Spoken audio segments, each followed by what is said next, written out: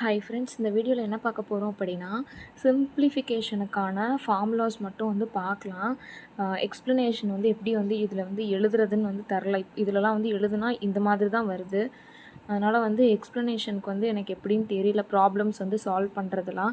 So அது வந்து next வீடியோஸ்லலாம் வந்து கற்றுட்டு ஒரு டாப்பிக்கும் வந்து நம்ம வந்து ப்ராப்ளம்ஸ் வந்து சால்வ் பண்ணி பார்க்கலாம். ஸோ இப்போ ஃபஸ்ட்டு வந்து எல்லா டாப்பிக்குக்கான ஃபார்முலாஸ் மட்டும் வந்து பார்த்துடலாம். ஓகேவா? ஒரு வீடியோலையும் ஒரு டாப்பிக்குக்கான ஃபார்முலாஸ் வந்து பார்க்கலாம். First x plus a into x plus b equal to x squared plus x into a plus b plus ab. a plus b whole squared தெரியும், a squared plus b 2ab plus b square. அதே மாதிரி a minus b whole squareனா அந்த 2abல மட்டும் minus போடணும். a plus b into a minus b அப்படின்னா a square minus b square. Next a power minus m அப்படிங்கிறத வந்து 1/a power m அப்படின்னு வந்து எழுதலாம். அதே மாதிரி மல்டிப்ளிகேஷனில் வந்து அடுக்கு இருந்ததுன்னா அது ரெண்டையும் வந்து ஆட் பண்ணிப்போம். டிவிஷனில் வந்து அடுக்குகளை வந்து மைனஸ் பண்ணிப்போம்.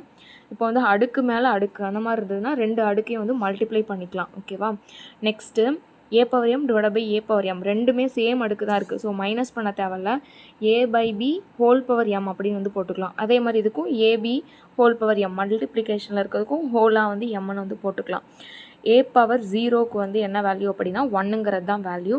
நெக்ஸ்ட்டு வந்து பை ஈக்குவல் டு நம்மளுக்கு தெரியும் 22/7. அதை வந்து அடித்தோன்னா 3.14ன்னு வரும். √2னா வந்து 1.414. ஸோ அதே மாதிரி √3 எல்லாத்துக்கும் அந்த √5 அந்த மாதிரி நிறைய இதுக்கு வந்து வேல்யூஸ் வந்து இருக்கும். ஸோ அது உங்களுக்கு தெரிஞ்சதுன்னா கமெண்ட் பண்ணுங்கள். ஓகேவா? Next a + b whole cube அப்படிங்கிறதுக்கு ரெண்டு ஃபார்முலா இருக்குது. இந்த 15th இருக்குது இல்லையா, இதையும் பார்த்துக்கோங்க, 12ஐயும் வந்து பார்த்துக்கோங்க. ரெண்டும் சேம் ஃபார்முலா தான், ஆனால் கொஞ்சம் தான் வந்து வேரியேஷன் இருக்கும். ஆனால் எனக்கு வந்து இந்த 12th தான் வந்து ஈஸியாக இருக்கும். 12 and 13 தான் ஈஸியாக இருக்கும். 15 and 16 உங்களுக்கு ஈஸியாக இருந்ததுன்னா அது வேணாலும் பார்த்துக்கோங்க. ஆனால் ஏதாவது ஒரு ஃபார்முலா பார்த்துக்கோங்க, ரெண்டையுமே பார்த்தா கன்ஃபியூஸ் ஆயிரும். ஓகேவா?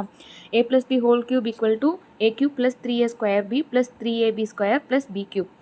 அதே மாதிரி a minus b whole cube அப்படின்னா மேலே இருக்க அதே ஃபார்முலாவில் அந்த பீன்னு வந்து வரும்ல, அந்த இடத்துல மட்டும் வந்து நம்ம வந்து இந்த பீன்னு வருதா மைனஸ் போட்டுக்கிறோம், b³ வருதா மைனஸ் போட்டுக்கிறோம்.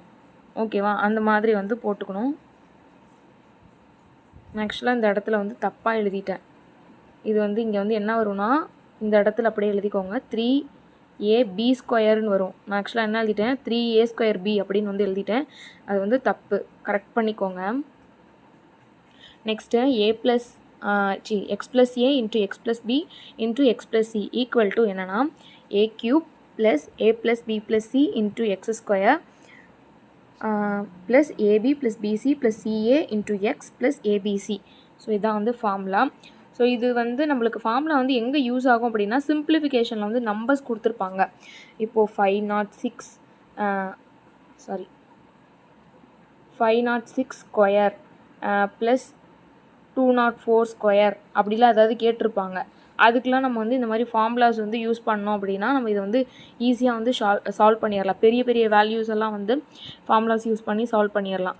நெக்ஸ்ட் வந்து a³ + b³ மேலெலாம் பார்த்தது a + b ஹோல் க்யூபு அது வேறு, a³ + b³ங்கிறது வேறு.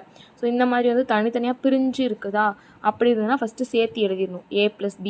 இங்கே ப்ளஸ் இருக்கனால ஃபஸ்ட் எடுத்தோன்னா ப்ளஸ் தான் வரும். நெக்ஸ்ட் இருக்கிறதுல மைனஸ் வந்துடும், a square minus ab + b square.